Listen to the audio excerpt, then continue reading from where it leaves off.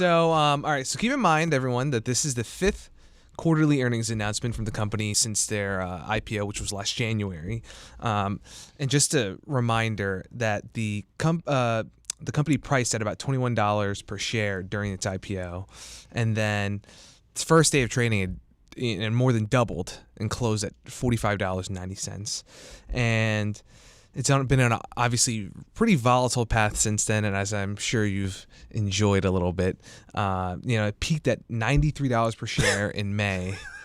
And I was about to ask you. I was like, it peaked out somewhere crazy. so and I within couldn't about remember the 4 exact months of number, pricing, so- it hit over $90, and Because it was going it's to be basically come down. What were you saying? it was going to be the next Chipotle, Vince. Of course, it had to go to 100. Well, Like, even their long-term trajectory doesn't put them at that many locations, but $93 per share in May. Now they're trading down to around $30, $40, and the thing is, like, investors who got in the ground floor, I'm sure, were sitting back and still are enjoying pretty significant gains. Right, I mean, it's a almost double, 100, right? almost doubled Yeah. exactly.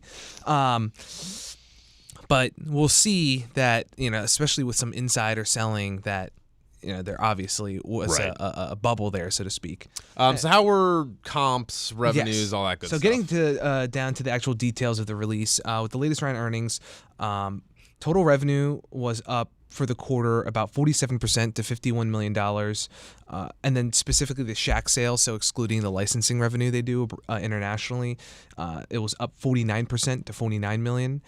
And earnings swung, as you mentioned, from a 5-cent loss per share in the year-ago quarter to an 8-cent per share profit. And they managed to do, for a 5th quarter in a row, or for their 5th release in a row, they bested Wall Street's top and bottom line forecasts. So they're 5 for 5, batting 1,000 right now. And despite that, the stock's down about 7%, 8% before we came down to the studio. And the thing is, even beyond the headline figures, I thought there was a lot to like in the press release, at least for the quarter.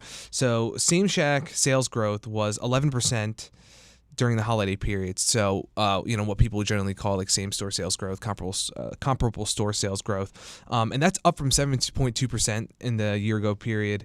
And for the full year, Same Shack sales growth was 13.3%. Pretty incredible. And that's up from just 4.1% in 2014. Tons of improvement there. It's a lot of milkshakes. That's good for them. Okay. And the Shack-level operating profit just about doubled to $53 million during the year. So, the big thing here that I want to stress is their operating margin expanded almost 5 full percentage points to 28.9%. So pretty impressive. And the restaurant base grew with 13 domestic and 8 international Shacks open last year. So it's about a 33% increase in their system. And that includes their first Shack in Asia, open in Tokyo, actually. Did you, half these gains, like the operating margins and everything, did you know that half those gains actually came from their original location in Central Park in New York? I'm kidding, but that's what I think. Because they only have like 20 some odd locations? No. Correct me. Total, they have like about 84. But Oh, wow, I'm it's sorry. split. Okay, It's yeah. split. 30-ish or so are international, and then the rest That's what I was are probably domestic. thinking. Okay. And So what was the guidance? Because that's arguably the reason that the stock fell, because this Absolutely. company, the reason people are paying this valuation is for the growth. Well, you just heard the quarterly and the full year 2015 numbers. Pretty impressive. Same Shack sales, like, wow. But the guidance is where they're taking this hit on the chin here. So looking forward, the company is going to be entering some new markets in 2016. Big ones are like Los Angeles and South Korea. Again, they're thinking about 13 domestic locations for new openings, and then 7 of their international licensed ones.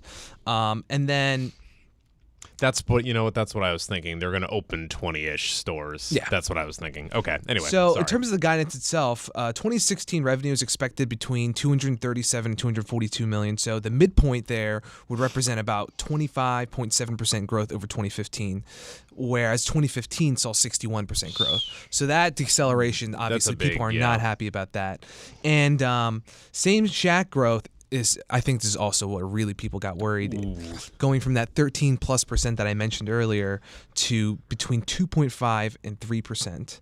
So that's below even 2014 levels. That 13% number you're talking about, that's Chipotle quality. Do you remember like some of our first episodes a year ago? I mean, we were just talking about how does Chipotle have these? They're already huge and they're having like 8% sales. It was just absurd. Then of course they had the problems that they're running into today with I don't know, cilantro poisoning. But anyway, So but this 2.5, I mean, that's like just looking at McDonald's in a it, good year or something. it's just such a stark difference from what it was able to log last year, and that I'm sure has a lot of people worried.